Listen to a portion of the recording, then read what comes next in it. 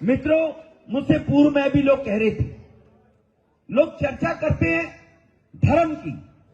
हम मुस्लिम विरोधी नहीं हैं, हम मुस्लिम के नाम से उस सोच के विरोधी हैं जो इस धरती पर भारत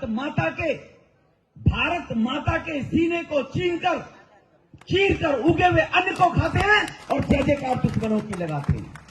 हम उस विचारधारा के विरोधी हैं।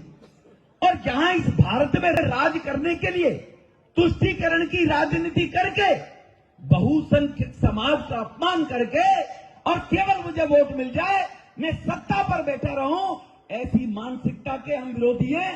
कांग्रेस जिनमें सबसे आगे है। राहुल गांधी, आपने देखा होगा, बाहर विदेशों में जाकर कहता है भारत में अल्पसंख्यकों के साथ बहुत दुर्व्यवहार किया जा रहा है, उनका अपमान किया जा रहा है।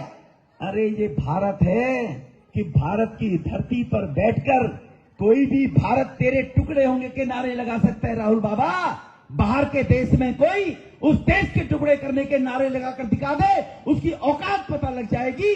क्योंकि भारत में जयचंद तुम्हारे जैसे हैं, तुम्हारे जैसे जयचंद भारत में हैं। तो इस भारत की धरती पर रहकर भारत की यूनिवर्सिटी में भारत तेरे टुकड़े होंगे इंशाल्लाह के नारे लगा सकते हैं।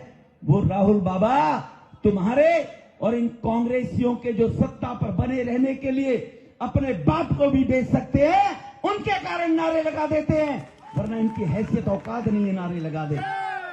भारत में मुस्लिम समुदाय के लोग वो रहते हैं, वो भी भारत के लिए प्रेम करने वाले लोग हैं, लेकिन चंद मुट्ठी भर लोग उनको भी भड़काकर, उनको भी गुमराह करके इस भारत को कमजोर कर देना चाहते हैं।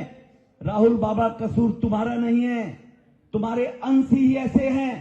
तुम्हारे नाना जवाहरलाल नेहरू ने, आपको मालूम है, भारत 562 रियासतों में बटा हुआ था। उन्होंने कभी कोशिश नहीं की कि भारत को एक किया जाए।